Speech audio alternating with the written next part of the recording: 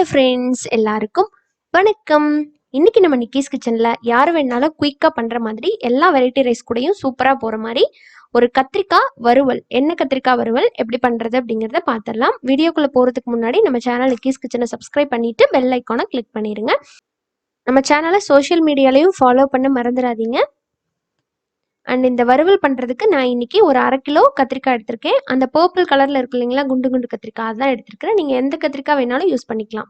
அதை வந்து நல்லா கட் பண்ணிவிட்டு இந்த மாதிரி புழு அந்த அந்த சொத்தையெல்லாம் இருக்கும், அதெல்லாம் எடுத்து போட்டுருங்க. எடுத்து போட்டுட்டு ஒரு தண்ணியில் போட்டு வச்சுருங்க. அதுக்கப்புறமா நம்ம வறுவல் பண்ண ஆரம்பிச்சிடலாம். நான் இன்னைக்கு வறுவல் வந்து நல்லெண்ணெயில் தான் பண்ண போகிறேன். 2லேருந்து 3 ஸ்பூன் அளவுக்கு எண்ணெய் போட்டுக்கலாம். எண்ணெய் சூடானதுக்கு அப்புறமா ஒரு 1/2 டீஸ்பூன் அளவுக்கு கடுகு போட்டுக்கிறேன். இதில் வந்து வெங்காயமெல்லாம் நம்ம சேர்த்த மாட்டோம். ரொம்ப சிம்பிளாக ரொம்ப குயிக்காக தான் செய்ய போகிறோம். கடுகு நல்லா வெடிச்சிருச்சு. இப்போ கருவேப்பிலை போட்டுடலாம். கருவேப்பிலை போட்டு நல்லா பொரிஞ்சதும் ஒரு 4லேருந்து 5 பல்லு பூண்டை தட்டி சேர்த்துக்கலாம். இந்த பூண்டோட ஃப்ளேவர் வந்து சூப்பராக இருக்கும் இந்த வறுவலுக்கு. ஸோ அவசியம் சேர்த்துக்கோங்க.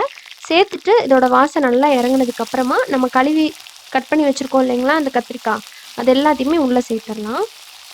உள்ளே சேர்த்துட்டு நல்லா அந்த எண்ணெயிலேயே மிக்ஸ் பண்ணி விடுங்க. நம்ம இதில் தண்ணி சேர்த்து வேக வைக்க மாட்டோம். எண்ணெயிலேயே தான் இதை அப்படியே நம்ம சிம்மில் வச்சு வறுத்து எடுக்க போகிறோம். அதனால இந்த எண்ணெயோடு நல்லா மிக்ஸ் பண்ணி விட்டுருங்க.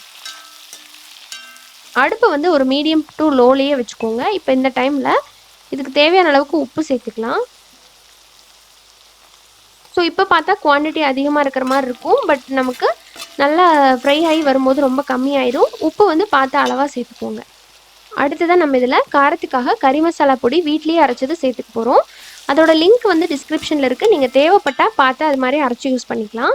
உங்ககிட்ட அப்படி இல்லைன்னா நீங்கள் கடையில் வாங்கின கறி மசாலா பொடியும் போட்டுக்கலாம். அப்படின்லாம் சாம்பார் பொடி, குழம்பு மிளகாய் தூள் எது இருக்கோ நீங்கள் அதை பயன்படுத்திக்கலாம். அடுத்த இதோட வந்து ஒரு 1/2 டீஸ்பூன் அளவுக்கு ரெட் சில்லி பவுடரும் நான் சேர்த்துக்கிறேன். சேர்த்து நல்லா மிக்ஸ் பண்ணி விட்டுருங்க. பட் இந்த கறி மசாலா பொடி வந்து பர்டிகுலராக சேர்த்துறது சூப்பராக இருக்கும்.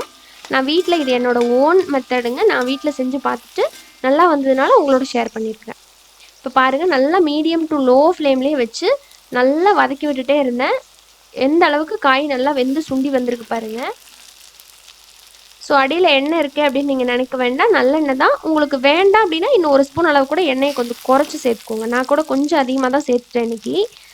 1 ஸ்பூன் அளவுக்கு குறைச்சி சேர்த்துட்டிங்கன்னா கரெக்டாக வந்துடும். காய் நல்லா வெந்து அப்படியே குழஞ்சி வந்திருக்கு. சூப்பராக இருக்குது, நல்லா வாசனையோடவும் இருக்குது. குயிக்காக செஞ்சிடலாம். கத்திரிக்காய் இருந்ததுன்னா இன்றைக்கே கூட நீங்கள் இந்த ரெசிபியை ட்ரை பண்ணி பார்க்கலாம். பிடிச்சிருந்ததுன்னா லைக் பண்ணுங்கள், கமெண்ட் பண்ணுங்கள், ஷேர் பண்ணுங்கள். மறக்காமல் நிக்கிஸ் கிச்சனை சப்ஸ்கிரைப் பண்ணிவிட்டு பெல் ஐக்கானை கிளிக் பண்ணுங்கள். மீண்டும் சந்திக்கலாம். நன்றி, வணக்கம்.